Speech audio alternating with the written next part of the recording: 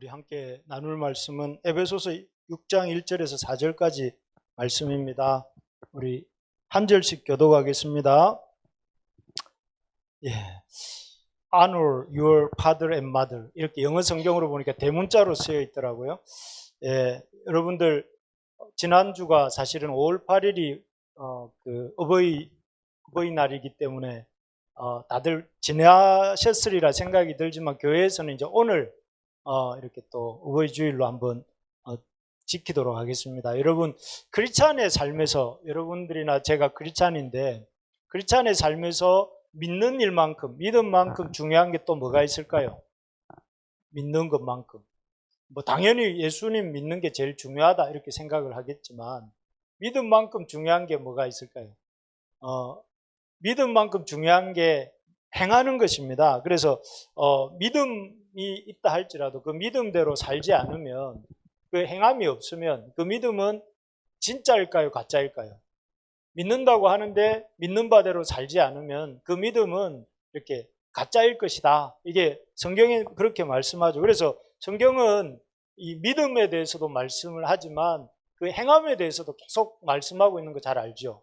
그래서 제가 이 그림을 하나 띄워놨는데, 이 에베소서 오늘 말씀인데, 에베소서도 전체가 6장까지로 되어 있는데 6장까지에서 앞부분은 믿음에 대해서 얘기를 합니다. 복음 이야기라고 되어 있는데 믿음에 대해서 우리가 어떻게 구원받았는가, 구원을 받은 우리의 상태가 어떠한가, 그리고 구원받고 모인 사람들의 모임인 교회는 어떤 곳인가, 이런 얘기들을 하고, 그 다음에 4장부터 6장까지에서는 이 그러므로로 이어지는데 4장부터 6장까지에서는 그러면 구원받은 사람으로서, 믿음을 가진 사람으로서 어떻게 살아야 되는가, 이 얘기를 해요. 그래서 여기도 보면 이 에베소서뿐만 아니라 여러 서신서가 다 그렇지만, 성경이 그렇지만 이 믿음 플러스 행함에 대해서 얘기를 많이 합니다. 그래서 이 에베소서에서는 이 행함에 대해서 어떻게 얘기를 하느냐면은 이렇게 되어 있습니다. 4장 1절에 보면 그러므로 주 안에서 갇힌 내가 너희를 권하노니 너희가 부르심을 받은, 부르심 나왔네요. 우리 교회 이름이 부르심을 받은 제가 이 말씀들을 이렇게 다음에 한번 정리를 해서 나누는 기회가 있으면 좋겠어요. 부르심을 받은 일에 합당하게 행하여. 여기 바울이 에베소 성도들에게 너희들이 이렇게 구원을 얻었고 이렇게 교회가 되었으니 그러므로 뭐라고 말을 합니까? 부르심을 받은 일에 합당하게 행하여. 믿음도 중요하지만 뭐가 더 중요하다고 말하고 있는 거예요? 믿음대로 행하는 삶이 중요하다, 이렇게 말을 하고 있습니다. 그래서 믿음에 합당한 삶을 바울이 에베소 성도들에게 가르치고 있는, 믿음에 합당한 삶은 어떤, 행함이 있는 삶은 어떤 삶일까요? 믿음에 합당한 행함이 있는 삶이 이제 이 바울은 이렇게 표현했습니다. 빛의 자녀들처럼. 세상 사람들이 딱 너희들을 볼 때 저 사람에게 빛이 난다, 이렇게 좀 돋보인다, 저렇게 살아야 되겠다, 이런 마음이 들도록 빛의 자녀들처럼 살아야 되는데, 그 모습이 뭐냐면은 착하고 의롭고 진실한, 모든 사람들이 볼 때 참 착하다, 의롭다, 진실하다, 이런 말을 들어야 된다 하는 것입니다. 그래서 어디를 가가지고 참 악하다, 거짓되다, 그리고 참 이렇게 불의하다, 이런 소리를 들으면 안 된다 이거죠. 어딜 가든지 예수는 잘 믿는데 하는 행실이 악하고 불의하고 거짓되다, 이런 말을 들으면 안 된다. 착하고 진실하고 의롭다 하는 말을 들어야 된다고 하면서 이 에베소서에서 바울이 뭐라고 말을 하냐면은, 이제 여러분 어디 가서 착하다는 소리 듣지요, 여러분들? 우리 누구를 보니까 참 착하다, 저 사람. 뭐 예수를 믿는지 안 믿는지 잘 모르겠는데 착하다, 이런 말을 듣는 우리 부르심의 가족들 되기를 바랍니다. 갔는데 저 사람 너무 악하다, 알고 보니까 크리스찬이 진짜 나쁘다, 이렇게 되잖아요. 그래서 착한 사람들이 되기를 바라는데, 착하게 살려면, 의롭게 살려면, 진실하게 살려면 우리가 원래 안 착한 사람들이잖아요. 원래 안 의로운 사람들인데 이런 사람들이 어떻게 착하고 진실하고 의롭게 살 수 있는가? 이 에베소서에서는 두 가지 얘기를 합니다. 첫 번째가 여기 보는 것처럼 성령의 충만함을 받으라. 여러분, 사실 구원받은 이후에 이렇게 우리에게 가장 중요한 명령 중에 하나가 이겁니다. 오직 성령의 충만함을 받는 것입니다. 그래서 우리의 어떤 신앙생활, 구약의 이스라엘 백성과 다른 신약의 하나님의 자녀들이 다른 구분이 있다. 모세의 그 시내산의 율법 받을 때 이스라엘 백성과 마가다락방에서 오순절날 성령 받은 이 교회 시대의 성도들이 다른 점이 있다면 이 성령님이 내주하심입니다. 성령님이 우리 속에 들어와서 일시적으로 또 한시적으로 머물다가 떠나시는 게 아니라 우리 속에서 계속 거하시면서 우리에게 말씀을 깨닫게 하시고 또 우리에게 어떻게 살아야 될지 알게 해주시고 또 우리의 삶 속에 놀라운 일을 행하시는 것, 이것은 우리 신약 시대에 우리에게 주어진 복이죠. 그래서 우리에게 꼭 필요한 게 뭐냐면은 이겁니다. 성령, 오직 성령의 충만을 받아라. 우리가 착하고 의롭고 진실하게 어떻게 살 수 있겠습니까? 우리 힘으로는 그렇게 살 수 없지만 그렇게 살 수 있도록 하나님이 이렇게 부어주신 게 뭐냐면 성령님이거든요. 그래서 여러분, 크리스찬의 삶에서 제일 중요한 것 중에 하나가 뭐냐면은 말씀과 기도로 주님과 교제하는 시간이 필요합니다. 여러분, 이번 달 5월 마지막 주일이 성령 강림절이거든요. 근데 이 성령님이 강림하셔서 우리와 교제하는 방식이 뭐냐면은 이렇게 말씀과 기도예요. 말씀을 들을 때 말씀을 깨닫게 하시고 성령님이 하시는 일이 뭘까요? 믿음이 생기게 해주세요. 믿음. 우리의 믿음은 유효기간이 하루짜리인 것 같아요. 어제는 믿음이 있었는데 오늘 믿음이 없는 사람이 많거든요. 근데 그 믿음의 유효기간을 연장시켜주는 분이 누구냐면 성령님. 말씀을 읽을 때 성령님께서 우리의 마음속에 믿음을 만들어 주시고 또 그리고 그 말씀을 읽고 기도할 때에 뭐가 생깁니까? 하나님이 앞으로의 날들에 대한 기대감이 생기게 해주시고 또 실제로 성령님이 일하셔서 우리 인생 가운데 놀라운 일들을 아까 우리 꿈꾸는 것 같았도다 이랬잖아요. 이스라엘 백성들이. 그런데 하나님 일어날 수 없는 꿈 같은 일이 고로 생활에서 기한하는 일이 일어난 것처럼 성령님이 그런 일을 가능하게 한다는 거죠. 여러분 마음속에 그렇기 때문에 꼭 필요한 게 뭐냐면은 기도 시간, 개인적으로 말씀 보고 기도하는 시간이 꼭 필요하다.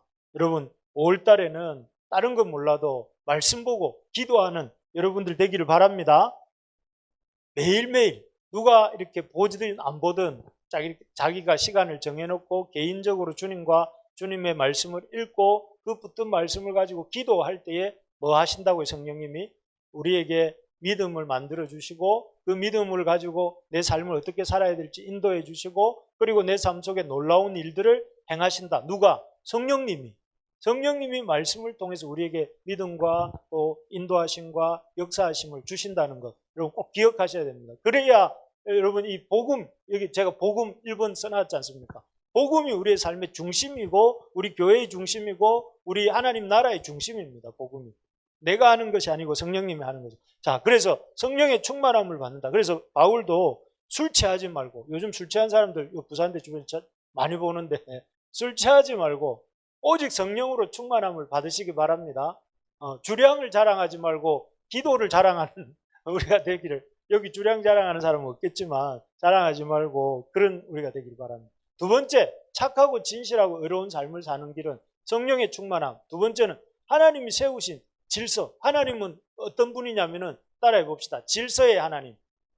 그래 하나님 모든 걸 질서 있게 만드시죠. 천지를 창조할 때도 셋째 날까지 배경을 만드시고 넷째 날부터 여섯째 날까지 채워 넣으시고 이스라엘 백성들이 행군을 할 때도 막 천방지축 흩어져 있지 않고 다 이렇게 남쪽에는 누가 서쪽에는 누가 동쪽에는 누가 또 제일 앞장에는 누가 서도록 이렇게 다 질서 있게 하시잖아요. 그래서 질서 있게 하시는데 우리 하나님이 우리의 삶 속에도 질서라는 걸 주셨어요. 그래서 이렇게 우리가 질서 있게 살 때 우리의 삶을 보고 사람들이 착하고 진실하고 의로운 삶을 살 수 있다 하는 걸 이렇게 드러내게 되는데 그래서 에베소서에 보면 이런 질서 있는 삶을 쭉 몇 가지 관계를 예를 들어서 바울이 설명을 합니다. 어떤 질서가 있냐면 대표적으로 남편과 아내의 관계에 있어서 질서가 있다 하는 것입니다. 여러분 요즘은 남편과 아내가 동등하지 무슨 질서가 있느냐 이렇게 생각할지 몰라도 성경이 아주 오래전부터 남편과 아내 사이에 지켜야 될 질서가 뭐라고 하십니까? 이 남편은 아내를 사랑하고 주님이 교회를 사랑했던 것처럼 사랑하고 또 아내는 어떻게 해야 된다고요? 남편을 존경하고 순종해야 된다. 이게 질서라는 거예요. 이런 말 들으면 항상 그렇잖아요. 남편이 아내 돌아보면 니 들었지? 교회가 주님께 충성하듯이 니도 내한테 충성해야 된다. 존경하고 순종해라 알겠지? 이러면 아내분이 또 뭐라고 합니까? 당신은 못 들었나? 남자가 먼저 교회를 위해서 자기 목숨을 주님이 주신 것처럼 죽어야 된다. 네 나를 위해서. 이래버리면 이제 안 되는 것이고, 이래버리면 이제 그 다음은 또 더 이렇게 좀 꼬이는 건데, 원래 질서는 우리 각자가 해야 될 몫이 있습니다. 남편은, 제가 남편인데, 남편은 아내를 사랑하고, 아내는 남편을 존경해주고 또 순종해주는 것. 이게 하나님 세우신 질서라는 거예요. 그렇게 하면 존경할 만하고 해서 존경해주지 않더라도 그냥 예수님 말씀을 그러 하니까 존경해주면 남자가 어떻게 될까요? 존경받을 만한 사람이 진짜로 돼가요. 그게 신기한 일이죠. 또 아내가 항상 사랑스럽지만 사랑스럽지 않을 때도 사랑을 하다 보면 진짜로 사랑스러운 존재가 되는 거거든요. 이게 하나님이 주시는 신비한 어떤 원리인 것 같아요. 그래서 여러분 꼭 우리 부부들 이번 5월 21일이 부부의 날이라면서요. 둘이 하나가 됐다가 5월 21일이 부부의 날이래요. 부부의 날일 때는 꼭 가정의 달 여러분들 이렇게 서로 부부들은 좀 그렇게 하시기 바랍니다. 사랑하고 존경하고 또 순종하는 그런 관계가 있기를 바랍니다. 그리고 또 하나는 뭐냐면은 그 질서 중에 하나가 주인과 종의 관계를 예를 들어서 설명을 합니다. 주인과 종의 관계는 옛날이나 지금이나 갑을 관계라서 이렇게 좋은 관계가 아닐 가능성이 많습니다. 그런데 놀라운 사실은 바울이 2000년 전에 에베소 교회에 있는 종들인 성도들에게 뭐라고 하느냐면은 상전들을 섬기되 죽게 하듯 섬기라 이렇게 말을 합니다. 여기 보십시오. 육체의 상전에게 순종하기를 그리스도께 하듯 해라. 주인을 섬기는 종이 하는 일이 주로 뭐가 있겠습니까? 물 떠다주고 밥 차려주고 밭일 해주고 아니면은 집안일 해주고 이런 거잖아요. 그런데 그런 일을 뭐에게 하듯 하라고요? 그리스도께 하듯 하라. 여러분 우리 한국 교회를 가장 병들게 하는 어떤 그 신앙의 태도 중에 하나가 뭔지 아십니까, 여러분? 이원론적 신앙입니다. 이원론적 신앙. 이원론적 신앙은 교회 안에서는 또 교회와 관련된 일에서는 굉장히 성경적인데 아주 이렇게 말씀대로 하려고 하는데 교회당 문을 나서는 순간에는 신앙을 다 교회에다 놔두고 교회 밖에 나가서는 막 이렇게 세상 사람들보다 더하게 이렇게 진실하지도 않고 또 약속도 잘 안 지키고 사람을 속이기도 하고 그런다는 거예요. 얼마 전에 지난 주중에도 어떤 집사님이 한 분 이렇게 오셔서 우리 교회 이렇게 물건을 좀 가져다 주시면서 하시는 말씀이 목사님 자기가 지금 다니고 있는 그 교회에서 어떤 분과 이렇게 좀 뭔가 인간관계를 맺고 있었는데 왜 그런지 모르겠다면서 교회에서 너무 신실해가지고 내가 그분을 신뢰해가지고 교회 밖에서 만나가지고 세상 일을 좀 했는데 너무 다르다 이러면서 막 이렇게 저한테 얘기를 하길래 참 제가 그냥 가만히 듣고 있기만 했어요. 우리가 참 그런 걸 극복을 해야 됩니다. 교회 안이든 교회 밖이든 어떻게 해야 된다고요? 죽게 하듯 해요. 세상 일, 교회 일 따로 없습니다. 신앙생활은 교회 밖에서 하는 거다. 여러분 잘 기억하시기 바랍니다. 신앙생활은 세상 속에서 하는 거예요. 세상 속에 나가서 진실해야 그게 진짜 신앙이라는 거예요. 그래서 우리가 이원론적 신앙을 극복해야 된다 하는 것이죠. 자, 그래서 이런 두 가지 예를 들어 남편과 아내의 관계든지 또 나가서 주인과 종의 관계든지 다 이런 원리들이 있는데 질서들이 있는데 이런 질서들을 배우고 익히는 장소가 어디일까요? 이제 오늘부터 얘기하려고 하는 내용이 나옵니다. 이게 부모와 자식의 관계. 앞에는 남편과 아내의 관계에 대해서 바울이 얘기를 하고 그 뒤에는 뭘 얘기하냐면 주인과 종의 관계를 얘기하는데 그 사이에 뭐를 배치해 놨느냐면 바울이 이 부모와 자식의 관계를 얘기했어요. 그래서 남편과 아내의 관계를 좋은 남편, 좋은 아내가 되는 것을 어디서 배우느냐면은 부모 자식 간에서 배웁니다. 그리고 밖에 나가서 죽게 하듯 세상 일을 해나가는 그것도 어디서 배우냐면은 부모와 자식의 관계 속에서 배운다. 뭐 이런 의미가 이 문맥적인 의미 속에 있지 않나 이런 생각이 드는데 사실 부모와 자식의 관계야말로 우리가 자식이 어떤 태어나서 세상에 나가기 전에 제일 처음 접하는 대인관계잖아요. 아이가 대인관계를 어디서 배웁니까? 엄마 아빠를 통해서 가족 형제들 속에서 대인관계를 배우잖아요. 그러니까 사실 이 부모 자식의 관계를 잘 하는 사람이 이렇게 남편과 아내의 관계도 잘하고 또 나중에 그 어떤 회사에 나가서 직장에 나가서 관계도 잘하죠. 그래서 여러분 결혼할 때 뭘 잘 봐야 됩니까? 그 부모 가정을 잘 봐야 되는 거예요. 막 그래서 여러분 가정을 잘 보고, 물론 뭐 하나님 특별한 은혜도 있습니다. 이렇게 저같이 이렇게 어머니 아버지는 예수님을 처음엔 잘 안 믿으셨는데, 그런데 태어나서도 하나님이 은혜를 베풀어 주시면 또 저같이 이렇게 또 하나님의 주권적인 은혜로 잘 자라기도 하는 경우도 있는 것 같습니다. 미안하네요. 말하고 보니까 좀 잘난 척이 된 것 같아서 용서하고 들으시기 바랍니다. 어쨌든 부모와 자식의 관계에서 배워야 할 것들이 있습니다. 그게 뭐냐면 첫 번째가 이겁니다. 우리 한번 읽어볼까요? 시작. 자녀들아, 주 안에서 너희 부모에게 순종하라. 이것이 옳으니라.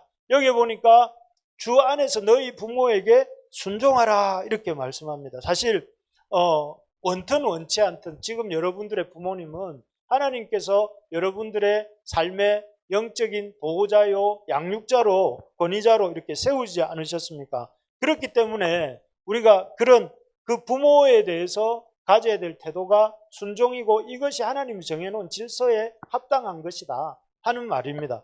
사실 우리가 이렇게 이 땅에 여러분들이 태어나서 여러분들의 부모님이 없었다면, 여러분들의 부모님의 지도와 보호와 양육이 없었다면 여기까지 올 수 있었겠습니까? 아마 지금 살아남아 있지 못하겠죠. 우리 부모님들이 없었다면 혼자서는 어린아이가 먹을 수도 없고 살 수도 없잖아요. 우리 아이들 보면 우리 교회 앞에 도로가 있는데 얼마나 예측 불가한지 순식간에 뛰어나가잖아요. 막 차가 오는데도. 그러면 만약에 어떻게 되겠습니까? 부모가 그걸 안 제지를 하면 큰일 날 수 있잖아요. 또 애들은 우물 속을 들여다보다가 우물에 빠지기도 하고, 또 어떤 애는 접니다. 젓가락으로 콘센트를 찔러가지고 이렇게 죽을 뻔도 하고, 별 애들이 다 있습니다. 별 애들 잣길에 뛰어들기도 하고, 막 물에 빠지기도 하고, 또 콘센트를 전기를 만지다가 죽기도 하고, 죽을 수도 있는 일들을 하기도 하고, 참 전방지축 예측 불가인 존재가 애들이란 말이에요. 애들. 그런 애들을 하나님이 보호하시고 양육하시고 이렇게 지도하시기 위해서 누구를 세우셨습니까? 부모님을 세우십니다. 엄마 아빠를 세우셔서 그래서 낳게 하시고 기르게 하시고 어른이 될 때까지 키워내신 거잖아요. 그래서 여러분 지금의 우리라는 존재는 다 누가 이렇게 있게 한 겁니까? 우리 낳아주시고 길러주신 부모님이 한 것입니다. 그래서 한번 따라해 봅시다. 지금 나의 모든 것은 부모님 덕분입니다. 여러분 그렇게 생각하십니까? 네.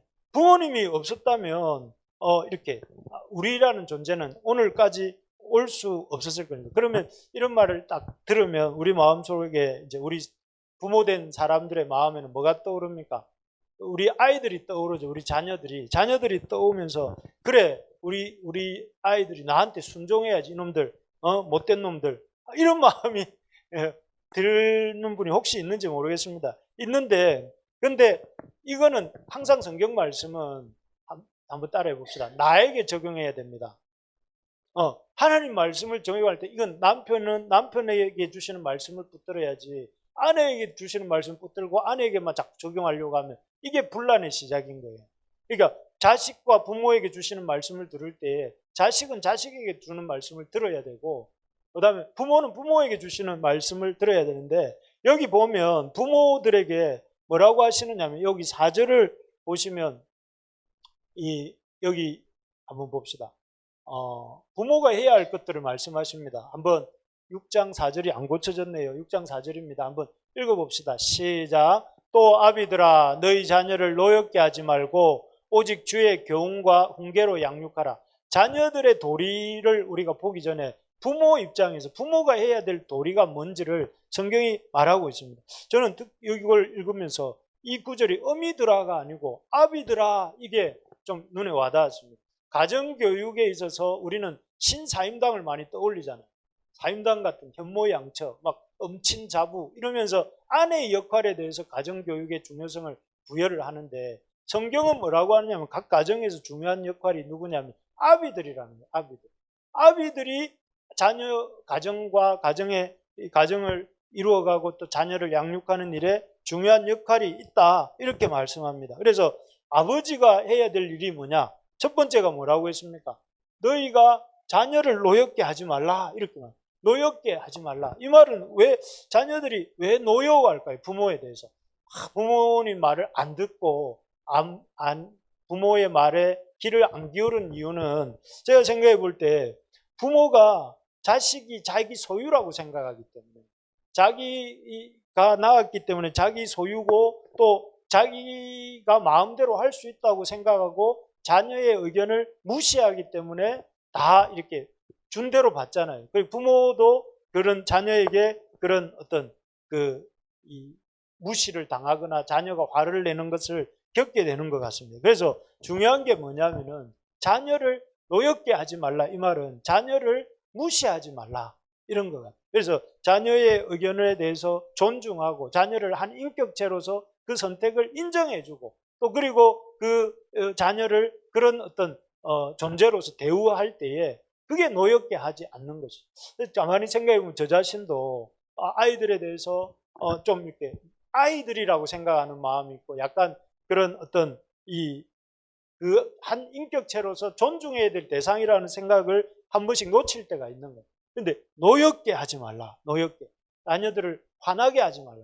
그리고 두 번째가 뭐라고 했냐면 주의 교훈으로 교훈과 훈계로 양육하라고 되어 있는데 교훈으로 양육해야 된다는 거예요. 자녀들도 이렇게 그냥 어른이 되는 것이 아니라 부모가 자녀를 하나님의 말씀으로 키워야 된다는 거예요. 자녀들에게 하나님 말씀을 읽어주고 말씀을 설명해주고 제일 중요한 거는 뭐냐면은 이 교훈과 양육의 제일 중요한 거는 본을 보이는 거예요.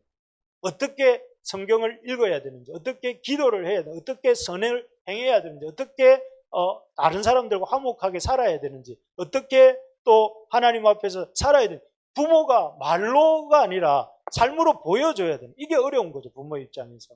그래서 부모가 욕하지 마라. 아이들에게 말하면 안 되고 내가 먼저 욕을 안 하려고 애를 쓰는 삶을 보여줘야 되는 것이겠죠. 내가 성경 읽어라 이렇게 말하기 전에 성경을 읽는 모습을 보여줘야 되는 거예요. 정직하게 살아라 이렇게 말로 하기 전에 내가 정직하게 사는 모습을 보여줘야 되는 거예요. 이게 참 쉽지 않은 일이지만 이게 부모가 해야 될 일이라는 거죠. 그래서 사실 나는 이렇게 똑바로 못 걷지만 니는 똑바로 걸어라. 걔 아버지가 걔한테 그렇게 얘기하면 못 걷잖아요. 그죠? 그런 것처럼 우리가 먼저 본을 보이는 것이 중요하다. 그리고 세 번째가 뭐냐면 훈계하라는 훈계. 이게 잘못된 길을 걸어갈 때에 그 다음에 노엽게 하지 않고 주의 교훈으로 양육하고 그 다음에 훈계가 들어가야 되는 거죠. 훈계만 들어가고 막 이렇게 앞에 거는 생략되면 이게 자녀 양육의 순서가 안 맞다는 거죠. 그래서 여러분 부모의 입장에서 여러분 앞으로 예비 부모들이잖아요. 예비 부모들.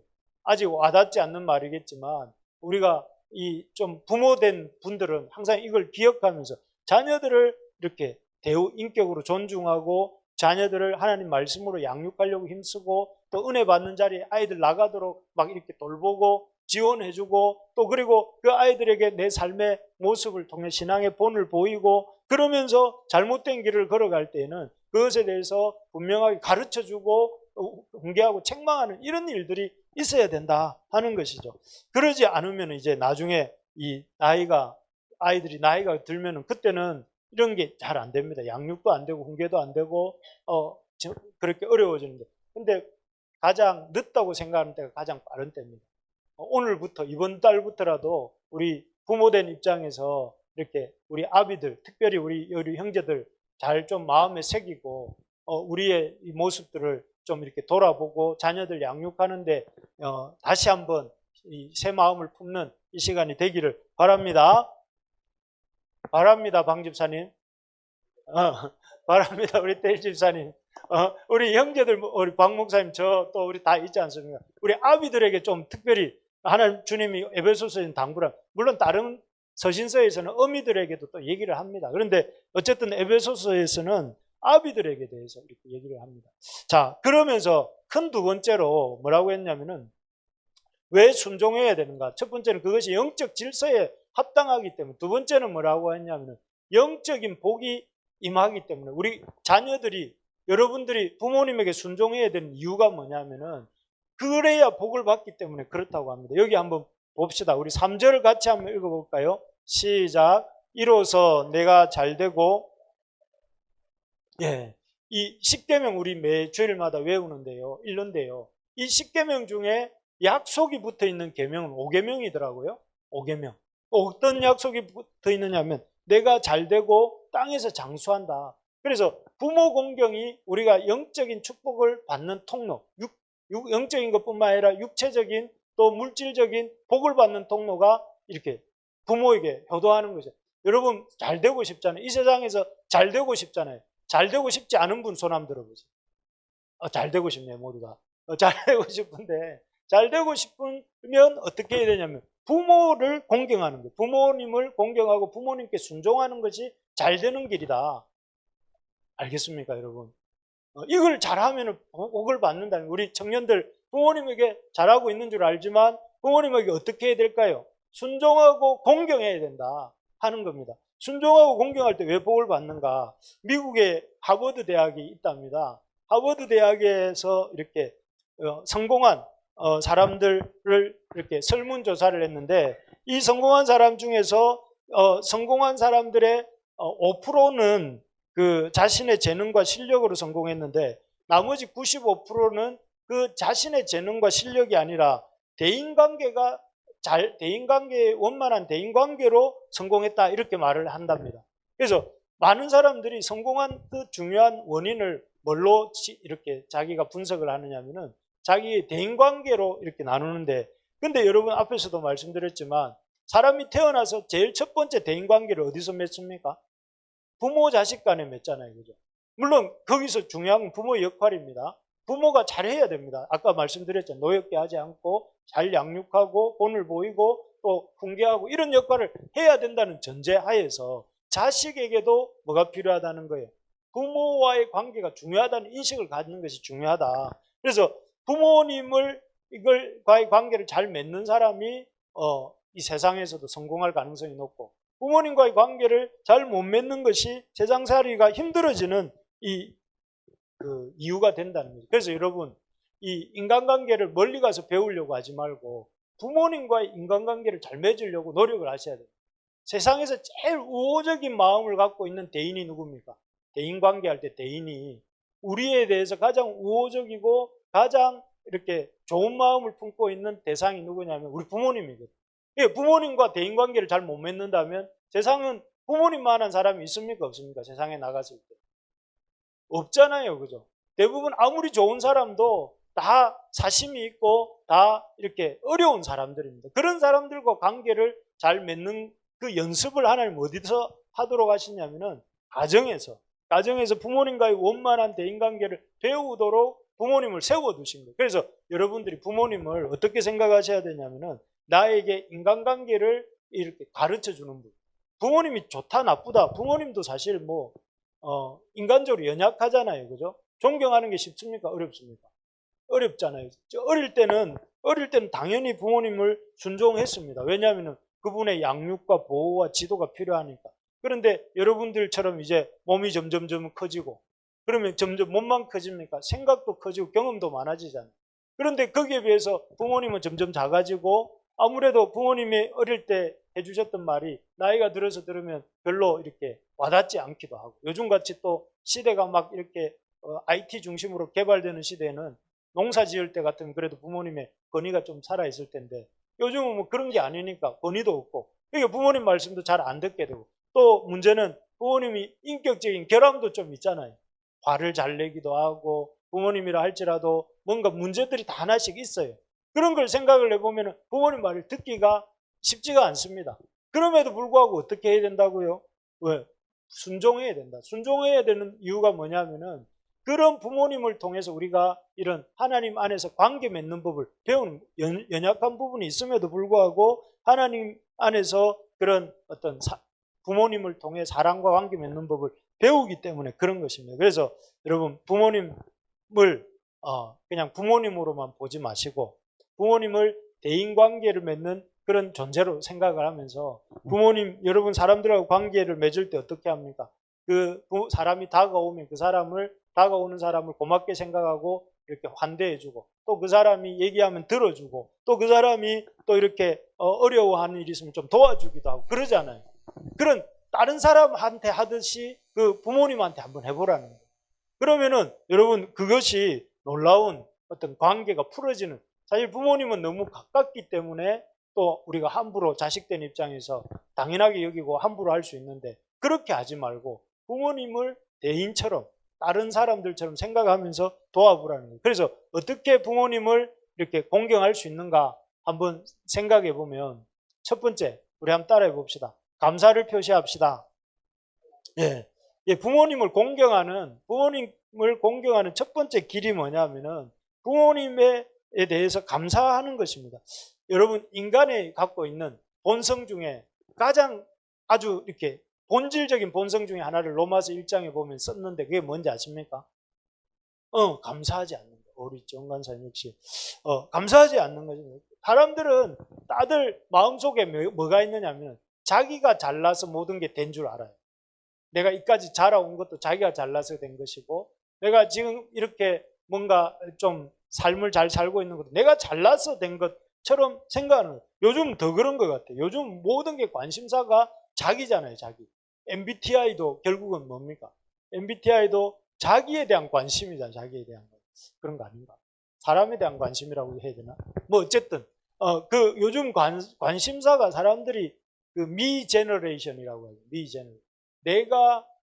나 중심의 세대인데, 그런데 그렇게 할 것이 아니라 참 그런 이 가정에, 그래서 너무 감사하지 않으니까 가정의 달을 세워서 어린이를 생각해봐라, 어버이를 생각해봐라, 부부를 생각해봐라, 또 그리고 성년의 날을 맞이한 저 젊은이들을 한번 봐봐라 하면서 5월달 각종 기념일들이 많잖아요. 그래서 피해 5월이라 하더라고요. 돈이 너무 많이 나가니까 피해 5월이라 하는데, 어쨌든 그게 다 인간의 재성으로 생긴 것입니다. 감사할 줄 모르니까 억지로라도 날을 정해서라도 감사를 시키기 위해서 감사의 날을 정한 거죠. 그래서 여러분, 이 5월 달에는 적어도 이 부모님께 좀 이렇게 우리의 본성대로 살지 말고, 우리의 본성은 죄성이 있다는 걸 생각하면서 부모님께 감사를 좀 표시하시기 바랍니다. 그래서 여러분, 부모님의 입장에서 여러분들도 이렇게 가장 부모님을 기쁘게 해드릴 수 있는 단어가 뭐냐면, 부모님이 해주신 것에 대해서 감사하는 마음을 표시할 때 그 부모님은 그것을 기뻐한다는 걸 기억하고, 감사를 표시하는 게 부모님을 공경하는 길이다. 두 번째는 여기 나오는 것처럼 부모님을 존경하고 순종하는 것이다. 부모님의 삶을, 존경이라는 것이 뭐 다른 게 아니라 부모님의 삶이 가치가 있다고 인정해 주는 거죠. 당신이 살아온 삶이 가치가 있었다. 가치가 있지요. 왜냐하면 지금까지 자녀를 키워주시고 길러주신 것만 생각해봐도 가치가 있는 거 아닙니까? 한 사람을 양육하고 그 한 사람을 키워낸 것만 해도 가치가 있는 것이잖아요. 그래서 그런 것을 존경해 주는 것. 저희 부모님은 옛날에 이제 미나리, 여러분 좋아하시죠? 미나리 농사를 지으셨어요. 미나리 농사를 지었는데, 제가 초등학교 3학년인가 4학년에 가정 조사를 하는데 부모님 직업을 적는 난이 있었어요. 그래가지고 뭐를 이렇게 미나리 농사, 그때 이제 제가 우리 박 목사님도 명륜초등학교를 다녔는데 나도 명륜초등학교를 잠깐 절반을 다니고 이제 전학을 내성초등학교로 갔는데, 그때 그랬던 거예요. 뭘 적어야 될지 농사 이래 적으려니까 도시에서 무슨 농사인가 이런 좀 그런 좀 어린 마음에 좀 부끄러운 마음이 좀 들더라고요. 그랬는데 근데 가만히 어린 마음에 제가 좀 많이 성숙했던 거예요. 부끄러운 마음이 들어가 가만히 생각을 해가 보니까 내가 이걸 부끄러워할 일인가, 부모님 농사 짓는 일을 부끄러워할 일인가, 이런 생각을 하면서 뭐라고 적었냐면 인가공업 이렇게 적었대요. 그러니까 부모님, 그 담임 선생님이 이 어려운 단어잖아요. 초등학교 3학년이 적은 너 일로 와봐라 이래가지고, 인가공업 뭐냐, 미나리 농사 짓는다. 그러니까 참 그랬던 기억이 나요. 그 다음에 대화는 기억이 안 나고 선생님한테 불려갔던 기억이 한번 납니다. 그래서 저는 부끄러워할 일이 아니다. 그때 제가 내린 결론은, 왜냐하면 그분들이 열심히 농사를 지어가지고 나를 학교도 보내주시고 먹여주시고 이렇게 하시니까 부끄러워할 일이 아니다. 이렇게 생각을 하고 그 후로는 꼭 그렇게 적어냈어요. 적어냈는데 그런 것들을 생각해 보면 아마 우리 어머님이 이걸 모르시겠지만, 어머니 아버지가 제가 그랬다는 걸 모르시겠지만 아셨으면 굉장히 기특하게 생각하지 않았을까. 그래, 연우가 그렇게 생각을 했구나, 이렇게 생각하시지 않겠나, 이런 생각이. 여러분, 부모님의 삶을 존경해드리고 그것을 가치 있게 여겨드려야 돼요. 그것이 부모를 공경하는 겁니다. 공경하는 겁니다. 알겠죠, 최원자님? 아니, 내 눈앞에 보여. 경훈이가 오늘 보여야 되는데 경훈이가 안 보여가지고 최원자매한테 한번 말을 걸어봤습니다. 그리고 세 번째가 뭐냐면은, 이제 나이가 들면 부모님을 경제적으로 부양하고 섬기는 것이 부모님을 공경하는 것이다. 부모에게 감사한 말을 하고 부모에게 존경하고 또 이렇게 부양하는 것. 이 말이 사실은 이 공경이라는 단어 속에 들어가 있는 의미들입니다. 감사와 존경과 부모 공양. 이 세 가지가 여러분, 우리 지체들이 좀 나이가 들수록, 여러분, 어제 우리 어떤 토요학교에 아이가 하나 왔는데 이번 어버이날을 맞아서 부모님께 뭘 해드렸냐 제가 아이에게 물어보니까 아이 말이 뭐냐면 편지와 함께 용돈을 드렸다는 거예요. 초등학교 5학년입니다. 그래서 얼마씩을 드렸냐니까 각각 2만 원씩을 드렸다. 왜 한꺼번에 안 드리고 2만 원씩 드렸냐니까 싸우지 않고 이제 쓰시라고 드렸다 이러더라고요. 너 돈이 어디서 났느냐, 돈이 4만 원이냐, 이렇게 하니까 다 그 부모님 용돈 드릴 준비하고 있었다면서. 그래서 참 기특한 마음이 들었습니다. 기특한 마음이. 참 그 어린 아이의 마음이지만, 여러분, 그런 용돈을 바래서가 아니라, 좀 바라는 것 같네요, 제가. 바래서가 아니라 여러분들이 이렇게 좀 부모님 앞에 드릴 것을 좀 드릴 줄 아는 우리 부르심의 교회 청년들, 또 우리 부모님들 되시기 바랍니다. 다 부모님 계시죠? 저는 부모님이 안 계셔서 너무 섭섭하지만, 천국 가 계셔서 좀 아쉽지만, 여러분들 힘써서 부모님께 이렇게 섬기는, 그러고 보니까 저희 장모님이 살아계십니다. 장모님 계셔서 저를 잘해야 되겠다는 생각을 하면서 그렇게 하는 우리가 되기를 바랍니다. 말씀을 정리하겠습니다. 우리가 빛의 자녀로서 합당한 삶을 살아야 된다. 말로만이 아니라 실제적인 삶을 살아야 되는데, 그 삶을 사는 길 중에 하나가 성령 충만함과 영적 질서를 따라 사는 삶이라고 말씀드렸습니다. 영적 질서 중에 가장 처음이 부모를 잘 섬기는 것이다. 부모와 자식과의 관계를 잘 하는 것이다. 그래서 부모와 자식 관계는 어떠한가? 부모는 자식을 이렇게 아이들을 무시하지 않고 노엽게 하지 아니하고 주의 교훈과 훈계로 양육하는 것이 부모가 해야 될 몫이고, 자녀의 할 몫은 무엇입니까? 부모를 순종하고 공경하는 것. 부모님이 어떠하시든지 간에 연약한 점이 있고 부족함이 있다 할지라도, 그렇지 그렇든지 간에 우리가 해야 될 일은 부모님께 순종하는 것, 순종하고 부모님을 존중하고 또 부모님을 이렇게 감사하고 섬기는 것, 이런 것들이 자녀로서 마땅한 도리라는 사실을 알고, 이 5월 달에 여러분 새로운 마음으로 부모님에 대해서 다시 한번 이렇게 이 부모님을 감사하면서 섬기는 그런 5월이 되고, 또 그 이후의 시간들이 되기를 바라고, 또 부모된 입장에서 자식들을 존중하고 또 아끼고 또 이렇게 양육하는 우리가 되기를 소망합니다.